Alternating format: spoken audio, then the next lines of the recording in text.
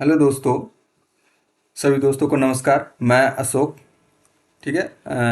अगर आप जानते हैं कि मैं कौन हूँ तो मेरा नाम हुआ अशोक और मैंने बीपीएससी 2 बार मेंस दिया है, लिखा है और एक इंटरव्यू भी फेस किया हुआ है। ठीक है। तो आपको हम लोग आज इस वीडियो में बताएंगे कि आपसे पहला क्वेश्चन है कि आप लोग जानते हैं कि बिहार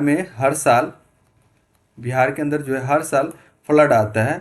ठीक है। और उसके फ्लड आने के पीछे क्या कारण है और उसको फ्लड को कैसे रोका जा सकता है, वो सारी चीज़ें हम इस वीडियो के अंदर डिस्कस करेंगे। साथ ही जो बिहार की जो टोटल इम्पोर्टेंट रिवर सिस्टम है उन सभी रिवर्स को जानेंगे कि कहाँ से उसका ओरिजिन होता है और कहाँ पर उसका एंड होता है। ठीक है। तो चलिए हम लोग पहले स्टार्ट करते हैं जो इम्पोर्टेंट नॉर्दर्न रिवर जो है बिहार की, वहाँ से स्टार्ट करते हैं। ठीक है। जैसे कि आप लोग मैप में देख रहे होंगे स्लाइड पे कि ये बिहार का एक मैप है। तो बिहार का मैप में देखिए कि फ्लड के कारण क्या मेन रीजन क्या क्या है। तो अगर हम लोग डिस्कस करते हैं तो देखते हैं कि जैसे ये गंगा रिवर है। गंगा रिवर जो है ये बिहार को लगभग हाफ पार्ट में सदर्न और नॉर्दर्न पार्ट में डिवाइड करते हैं। ठीक है। और ये इसकी जो बहुत सारी इंपॉर्टेंट ट्रिब्यूटरी है जैसे घाघरा, गंडक, कोसी, बूढ़ी गंडक, बागमती, कमला, कोसी, महानंदा।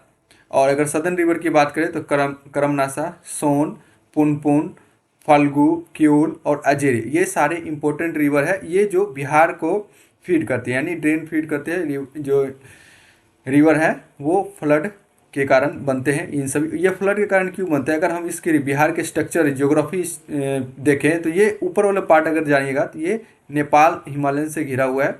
ये इधर देखिएगा तो झारखंड का जो प्लेट्यू रीजन है इससे घिरा हुआ है। तो यहाँ से जो रिचर है ये बिहार का जो मिडल पार्ट है, ये जो मिडल एरिया है प्लेन जो है, ये लगभग एक तरह से अगर नॉर्मल सिंपल सी भाषा में अगर हम लोग कहेंगे तो थोड़ा अंदर धंसा हुआ है, इस टाइप का धंसा हुआ है बिहार। ठीक है। ऊपर का हाई लैंड है और नीचे लो लैंड है। तो इसकी वजह से क्या होता है कि ये ऊंचाई से रिवर जो है फ्लो करती हुई है यहाँ पर प्लेन एरिया के अंदर यहाँ पानी डिपॉजिट करती है और इधर से रिवर जाके यहाँ डिपॉजिट करती है, जिसके कारण इस पूरे एरिया के अंदर जब मानसून सेशन आता है तो यहाँ पे फ्लड आता है और इससे बहुत सारे जान माल की हानि होती है। ठीक है। तो हम लोग अब देखते हैं इंपॉर्टेंट रिवर जो है।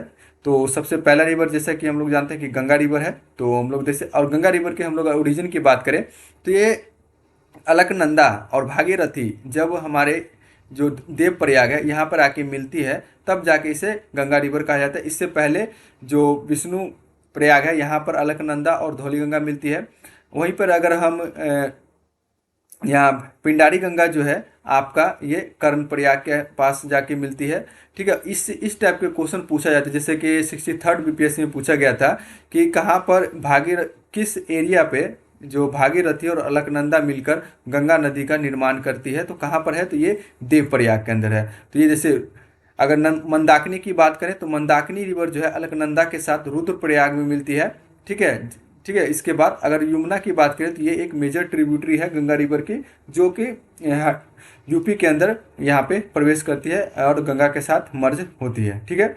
नेक्स्ट देखते हैं गंगा रिवर सिस्टम। तो गंगा रिवर सिस्टम को जैसे कि हम लोग जान ही गए कि ओरिजिन, तो ओरिजिन कहाँ पे होता है, तो गंगोत्री ग्लेशियर जो उत्तराखंड है वहाँ से क्या ओरिजिन होता है। अगर टोटल लेंथ की बात करें तो 2525 किलोमीटर है। वहीं पर अगर हम बिहार की बात करें तो बिहार के अंदर जो गंगा रिवर की कितनी लेंथ है, तो 445 किलोमीटर जो है गंगा रिवर की लेंथ है बिहार के अंदर, और एक मेजर रिवर के रूप में जाना जाता है। और गंगा रिवर पूरे बिहार को, अगर ये जैसे हम लोगों ने मैप में देखा है कि पूरे बिहार को 2 भागों में विभाजित करती है। और ठीक है। और एक इम्पोर्टेंट लाइवलीहुड का जो एक कारण रीजन है जो यहाँ बिहार है। और बहुत सारे जो वैसे अगर जानते हैं कि जो भी सिविलाइजेशन बसी है वो किसी न किसी रिवर के आसपास ही बसी है।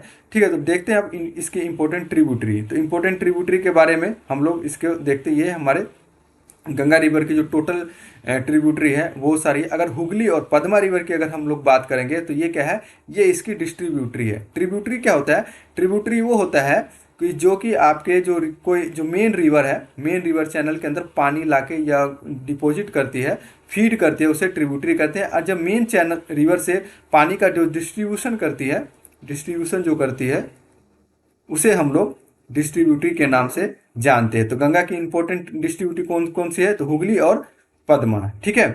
चलिए नेक्स्ट देखते हैं घाघरा। घाघरा रिवर जो है एक इम्पोर्टेंट रिवर है ठीक है। घाघरा रिवर क्या है, इंपॉर्टेंट रिवर है किसकी, तो हमारे गंगा रिवर सिस्टम के। ये जैसे ये घाघरा रिवर है, इंपॉर्टेंट रिवर है और ये सारण जिले के पास, ये गंगा नदी में मिल जाती है, छपरा के पास, ठीक है। अगर इसकी बात करें तो ये, अगर क्वेश्चन कई बार पूछ लेते हैं कि यूपी के अंदर, यूपी और बिहार के बीच में जो ये एक बाउंड्री का काम करती है, ठीक है। साथ साथ में जो अपना कर्मनासा रिवर है ये भी बाउंड्री का काम करती है। जो गंडक रिवर है ये भी यूपी और बिहार के बीच में गंडक जो एक बाउंड्री का कारण होते हैं, बाउंड्री के नाम से डिवाइड करती है एक दूसरे को, ठीक है। अब वहीं पर अगर बात करें कि ये कौन से जिले से पास करती है, ठीक है। अब गंगा रिवर की अगर हम लोग बात करें तो गंगा रिवर बिहार के टोटल 12 डिस्ट्रिक्ट से पास होती है। कितने, 12 डिस्ट्रिक्ट से पास होती है, ठीक है। तो घाघरा रिवर के देख लेते हैं।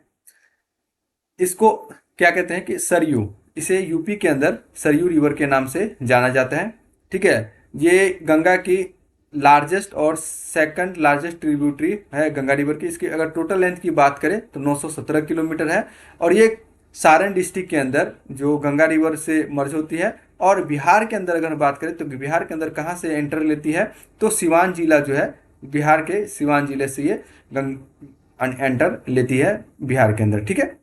चलिए नेक्स्ट देखते हैं, ये हमारे जैसे देख लिया हम गंगा रिवर के बारे में। नेक्स्ट हम देखते हैं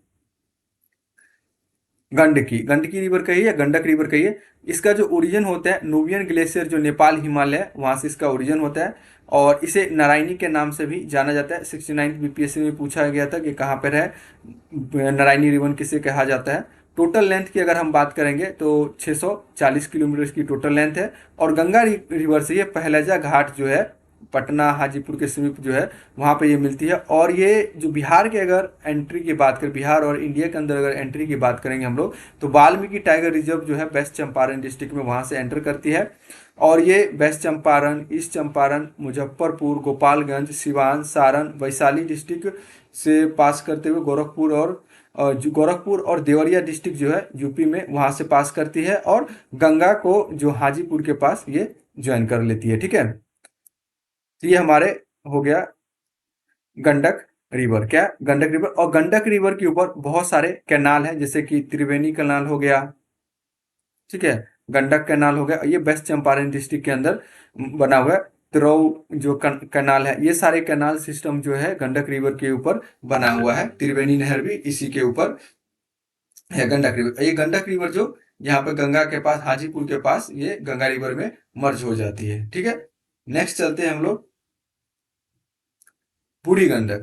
बूढ़ी गंडक की अगर बात करें तो ये इंपॉर्टेंट है क्योंकि इसका जो ओरिजिन होता है बस वेस्ट चंपारण डिस्ट्रिक्ट में से ही, बिहार के अंदर ही होता है। कहाँ पर, तो बिशमपुरा जो है, नियर बाय बिशमपुरा एक जगह है, वहां से होती है। और कहाँ पर, तो वेस्ट चंपारण। अगर इसकी टोटल लेंथ की बात करें तो 320 किलोमीटर इसकी टोटल लेंथ है।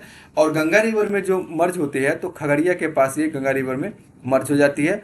और ये जो पास, अगर हम पासिंग करेंगे कौन कौन से डिस्ट्रिक्ट से पास करती है, तो ईस्ट चंपारण, मुजफ्फरपुर, समस्तीपुर और बेगूसराय, इन सभी जिलों से ये बूढ़ी गंडक रिवर जो है पास करती है, ठीक है। तो बूढ़ी गंडक को देख लेते हैं, जिससे ये रहा, देखिए नेपाल के ये बूढ़ी गंडक है, यहाँ से पास करती है ये, ठीक है। उसके बाद अगर ये पास करके ये गंगा रिवर में यहाँ से बागमती के साथ मिलती है, बागमती से मिलने के बाद ये यहाँ पे गंगा रिवर के साथ मर्ज हो जाती है, ठीक है। अब हम अगर देखें बागमती रिवर, तो बागमती रिवर जो क्या है, ये एक पेरिनियल रिवर है नॉर्दर्न बिहार का। क्या पेरिनियल रिवर, क्योंकि हर साल इसके अंदर पानी रहता है, ठीक है, इसीलिए इसको पेरिनियल रिवर कहा जाता है। ये जो ओरिजिनेट होता है, जो शिवपुरी रेंज जो है नेपाल हिमालय के, वहाँ से ओरिजिनेट होती है।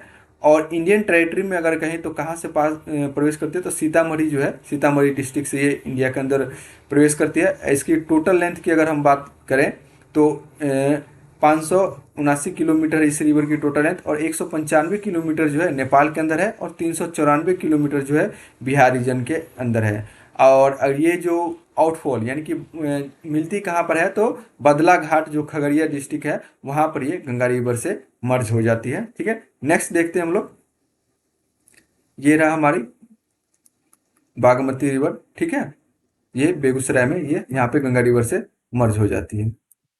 नेक्स्ट देखते हैं कमला बलान। कमला बलान रिवर जो है, ये नेपाल हिमालय के जो सिंधुगढ़ी जो है वहाँ से ओरिजिनेट होती है और मधुबनी जिले से बिहार के अंदर प्रवेश करती है। इसकी अगर हम लोग टोटल लेंथ की बात करें तो 328 किलोमीटर है, जिसमें से 8 किलोमीटर जो है वो नेपाल के अंदर है, और 120 किलोमीटर जो है आपका बिहार के अंदर जो इंडिया में प्रवेश करती है, इंडिया के अंदर टोटल एरिया को कवर करता है। ठीक है, और ये ज्वाइन करता है क्रे बागमती, जिसे बागमती और क्रे नाम से भी जाना जाता है बागमती को। तो कहाँ पर, तो बदलाघाट में ये मर्ज होती है। बदलाघाट में बहुत सारे रिवर जो है गंगा से मीट करती है। ये रहा हमारा कमला नदी, और ये कोसी की एक सहायक नदी भी है। आइए हम कोसी रिवर की बात करें, तो कोसी रिवर जो है नेपाल के तिब्बत हिमालय से निकलती है, और ये हाईएस्ट पीक जो वर्ल्ड की जो मोस्ट माउंट एवरेस्ट वगैरह जो कंचनजुंगा है, उन सभी एरिया को कैचमेंट एरिया जो है इस कोसी रिवर के अंदर कंसीडर होता है। इसे सप्त कोसी के नाम से भी जाना जाता है नेपाल के अंदर। और ये जो टेरिटरी जो इंडियन टेरिटरी जो पास करती है, तो जो हनुमान नगर है नेपाल के अंदर वहाँ से, और सीतामढ़ी जो बिहार के अंदर है, यहाँ से ये इंडिया टेरिटरी के अंदर प्रवेश करती है। और कुर्सेला डिस्ट्रिक्ट जो है कटिहार के अंदर, वहाँ पर ये गंगा रिवर से मर्ज हो जाती है। और इसे बिहार का सोरो भी कहा जाता है, क्योंकि हर साल इसके जो रिवर कोर्सेस जो है, इसके चेंजिंग कोर्सेस जो है, उसकी वजह से हर साल बिहार के अंदर फ्लड आता है। ठीक है, चलिए नेक्स्ट देख लेते हैं। ये हमारा कोसी रिवर हो गया। ठीक है, इसकी बहुत सारी ट्रिब्यूटरी है, जैसे कि सप्तकोसी हो गया, अरुण रिवर हो गया। ठीक है, ये सारे इसके इंपॉर्टेंट ट्रिब्यूटरी है।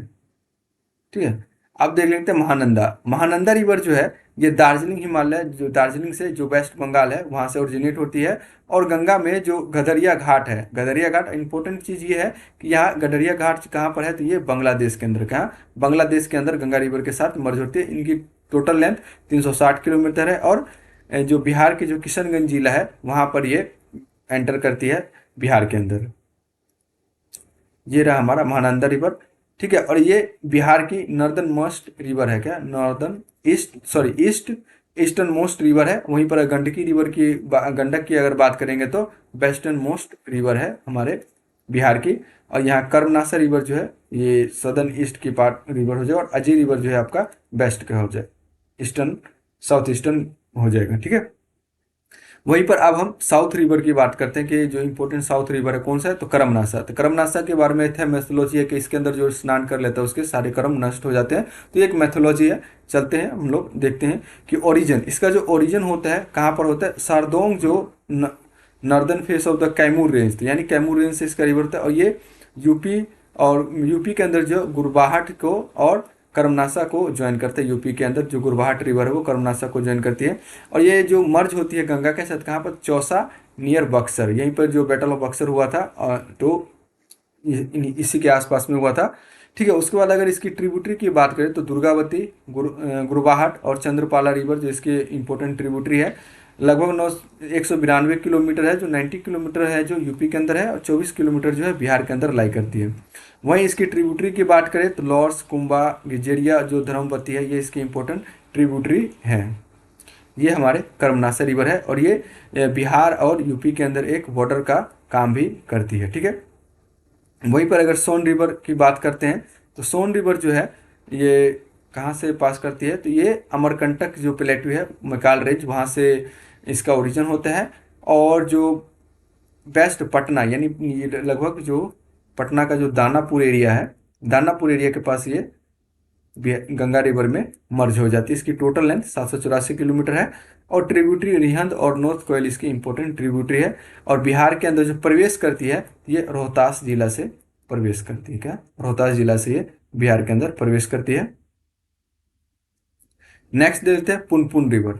पुनपुन रिवर क्या है, तो ये पलामू डिस्ट्रिक्ट जो झारखंड है वहाँ से ओरिजिन होता है इसका। और गया, औरंगाबाद और जहानाबाद जिले में ये अपना बेसिन एरिया है इसका, टोटल एरिया कवर करता है। और साथ में गंगा रिवर के साथ फतुहा जो पटना है वहाँ पर ये प्रवेश करती है। और 63rd बीपीएससी में ये क्वेश्चन पूछा हुआ है कि जो पुनपुन रिवर जो है गंगा रिवर से कहाँ पर मिलती है, तो फतुहा के पास मिलती है। ठीक है, ये हमारा पुनपुन रिवर है, ये यहाँ पर मर्ज कर जाती है। जो फाल्गु रिवर जो है पुनपुन की एक सहायक रिवर है। ठीक है, नेक्स्ट है फल्गु रिवर। फल्गु रिवर जो है ये ओरिजिनेट होता है कहाँ से, तो नीलांचल और महुआ जो ये दो रिवर जो मिलते हैं वहाँ से ओरिजिनेट होता है। और पुनपुन के साथ मर्ज हो जाती है। महात्मा बुद्ध को जो यहीं पे इनलाइटमेंट हुआ था बोध गया के अंदर, इसी नदी के किनारे। ठीक है, ये हमारा फल्गु रिवर हो गया। क्यूल रिवर जानते हैं, तो क्यूल रिवर जो है झारखंड डिस्ट्रिक्ट से होते हैं, और गंगा के साथ जो सूरजगढ़ जो लखीसराय डिस्ट्रिक्ट है वहाँ पर ये गंगा रिवर के साथ मर्ज हो जाती है। ये हमारा क्यूल क्यूल रिवर है, ठीक है, यहाँ लखीसराय में गंगा रिवर के साथ मर्ज हो जाती है। लास्ट हमारा जो रिवर बचा है वो है ओरिजिन, इसका क्या है, अजय रिवर। इसका ओरिजिन जो है देवघर के झारखंड से होता है, और मर्ज जो गंगा के साथ करती है वेस्ट बंगाल के अंदर गंगा रिवर के साथ मर्ज हो जाती है, ठीक है। ये हमारा अजय रिवर है। तो ये हम लोग देख लिए कि टोटल कौन कौन से रिवर है बिहार के रिवर सिस्टम के बारे में देख लिए। घाघरा, गंडक, बूढ़ी गंडक, बागमती, कमला, कोसी, महानंदा, क्यूल रिवर, अजय रिवर, फल्गु, पुनपुन, सोन और करमनासा रिवर, ठीक है।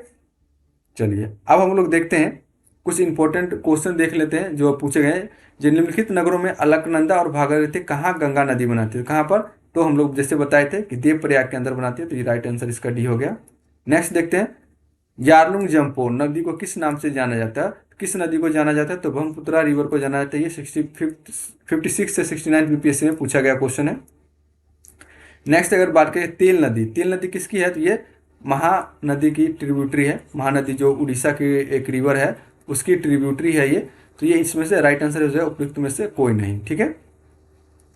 नेक्स्ट है, निम्नलिखित में से कौन सी नदी बंगाल की खाड़ी में गिरती है। ये हमारा इंडिया का मैप हुआ, ठीक है। तो इधर जो ये अरेबियन सी है और ये हमारा बे ऑफ बंगाल है।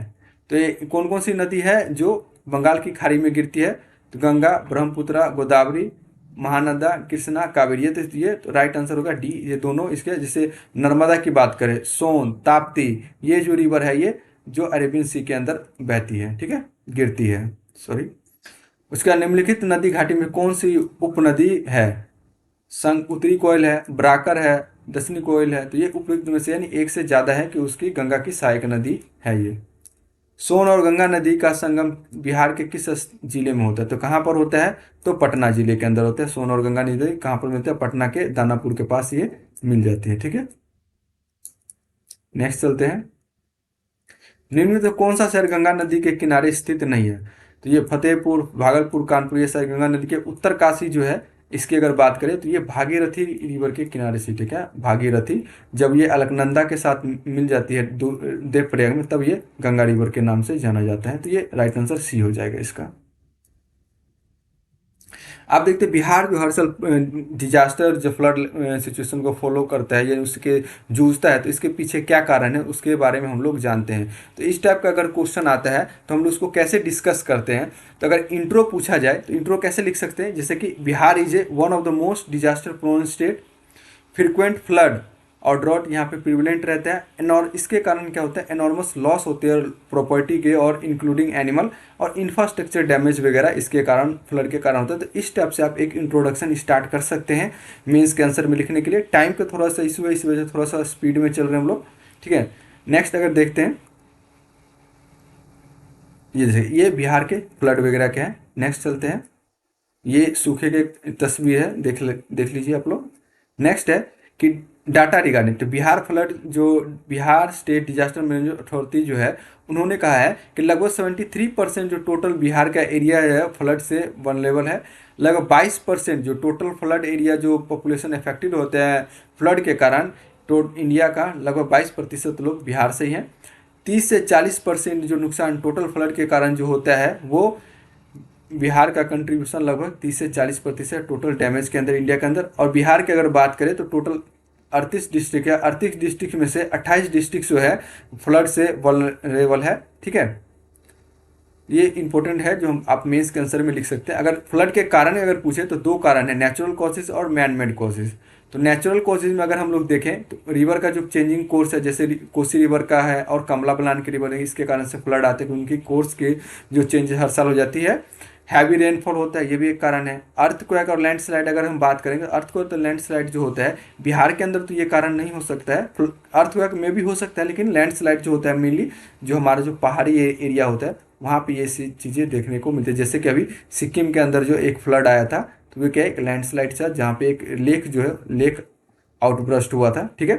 क्लाइमेट चेंज हो सकता है, अल-नीनो और लालिनो। लालिना जब आता है तो हमारा मानसून जो है स्ट्रांग हो जाता है, क्या मानसून स्ट्रांग होता है, इससे हैवी रेनफॉल होता है और फ्लड का एक कारण बनता है। लालिना के अंदर क्या होता है, यहाँ पे जो मानसून हमारा वीक हो जाता है, ठीक है, इससे क्या होता है ड्रॉट की सिचुएशन हमारे यहाँ पर उत्पन्न हो जाती है। ठीक है, जियोग्राफिकल टोपोग्राफी रीजन है ही कि जैसे बिहार के अगर हम लोग मैप की बात करेंगे तो ये देखिए ये लगभग नीचे से ऐसे धंसा हुआ है, पास मिडल पाथ जो है धंसा हुआ है।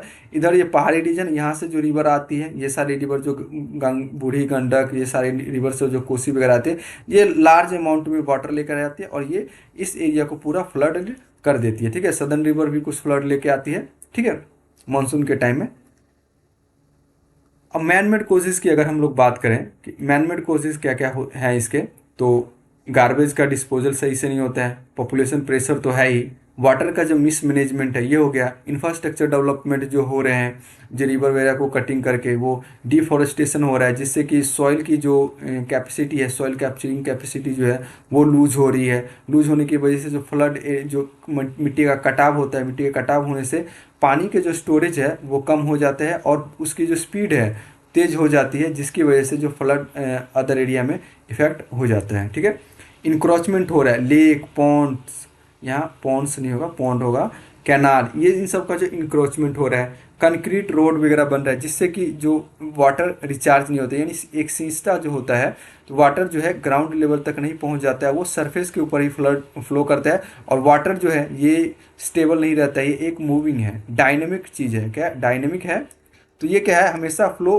करता रहेगा। इसकी क्या है, इसकी कैरेक्टर क्या है कि इसका कैरेक्टर है फ्लो करना। ठीक है, तो ये फ्लो करेगा तो वो एरिया ढूंढता रहता है, जिस जहाँ पे इसको फ्लो करने का मिलता है वहाँ पे ये फ्लो कर लेते हैं। ठीक है, तो इसकी वजह से जो क्या होता है, जो एक पर्टिकुलर रिचार्जेबल चीज़ नहीं होता, कंक्रीट रोड बन गया हर जगह पे, ताज के वाटर वगैरह जो है लॉगिंग हो जाता है, ये कारण है। अब इसमें हम देखें कि साइंस एंड टेक्नोलॉजी का कैसे यूज कर सकते हैं इसको कंट्रोल करके, तो बिग डाटा का यूज कर सकते हैं किसके लिए, तो वेदर फोरकास्टिंग के लिए। क्या, वेदर फोरकास्टिंग के लिए हम यूज कर सकते हैं। एआई टेक्नोलॉजी और चैट जीपीटी का यूज कर सकते हैं, उनको इंस्ट्रक्शन दे के भाई ऐसा ऐसा सिचुएशन है, ये प्रॉब्लम है, इसको कैसे यूज, इस प्रॉब्लम से कैसे निकला जा सके, तो ये हमारे इंडिकेट एक सूटेबल एग्जांपल दे सकते हैं। इन्फॉर्मेशन और कम्युनिकेशन टेक्नोलॉजी का अच्छे से यूज करना है ताकि अच्छे से वेदर फोरकास्टिंग हो और प्रिसीजन जो हो, प्रिसीजन डाटा हमें मिल सके फ्लड और ड्रॉट से रिलेटेड। रोबोटिक और ड्रोन्स, ये जो होगा फ्लड जब आ जाता है तो उस समय जो हमें रिहेबिलिटेशन वगैरह जो चलाया जाता है तो उस समय हमें इसका यूज कर सकते हैं। कम्युनिकेशन सैटेलाइट, जो अर्थ ऑब्जर्वेशनरी सैटेलाइट वगैरह है उसके डाटा का यूज़ करके हम इस चीज़ को मैनेज कर सकते हैं। वाटर साइड मैनेजमेंट जो इंपॉर्टेंट रोल प्ले करेगा हमारे फ्लड मैनेजमेंट के लिए और ड्रॉट मैनेजमेंट के लिए। अगर जो हमारे रेनी सीजन के अंदर जो बारिश होता है, अगर हम वाटर साइड मैनेजमेंट का यूज़ करके अगर पानी को स्टोर करके रखें तो उस जो हमारा जो जब हमारा विंटर सीजन आता है, जब हमें क्रॉप इरिगेशन सिस्टम वगैरह की जरूरत होती है तो उस समय उस सब का यूटिलाइज किया जा सकते हैं। इंटरलिंकिंग किया जा सके रिवर की, रिवर इंटरलिंकिंग हुआ जिससे क्या होगा, जो फ्लडेड वाला जो एरिया रहेगा, मान लीजिए ये बिहार है वाले एरिया जो है वहाँ पर इसको कर सकते हैं और उसको जो वाटर स्ट्रेस एरिया से पानी को कैनाल बना के, इस एरिया से कैनाल बना के इस यहाँ पे बना के जो सदर्न साइड में हम दे सकते हैं। और यहाँ जो जैसे हमारा जो नर्दर्न जो रिवर है इसमें फ्लडेड रहता है सर, यहाँ से कैनाल सिस्टम बना के यहाँ से इसको रिवर को पास कर सकते हैं ताकि यहाँ पर जो है हमें पानी की अवेलेबिलिटी हो सके। अगर हम मैनेजमेंट करना है, किसी भी डिजास्टर आता है तो हमें 4 चीज़ों को ध्यान रखना पड़ता है। एक प्रिपेयर्डनेस होना चाहिए उससे रिलेटेड, फिर उसके ऊपर जैसे ही आता है तो उसे तुरंत रिस्पॉन्स करना चाहिए, रिकवरी प्लान हमें करना चाहिए और मिटिगेशन हमें करना चाहिए। तो आप लोग एग्जाम के अंदर इस टाइप का डायग्राम आप बना सकते हैं। ठीक है, जैसे कि रिस्पॉन्स कब कौन है, यानी आफ्टर इवेंट इसके बाद में कौन कौन से होगा, ये रिकवरी कर सकते हैं और उसके जो हुआ है नुकसान उसके रिस्पॉन्स कैसे करना है, और बिफोर के आने से पहले क्या हमें मिटिगेशन प्रोग्राम कैसे चलाना चाहिए, इन सब चीज़ पर ध्यान रखना चाहिए और प्रिपरेशन हमें रखना चाहिए कि ये कौन सी चीज़ें कब क्या करनी है। ठीक है,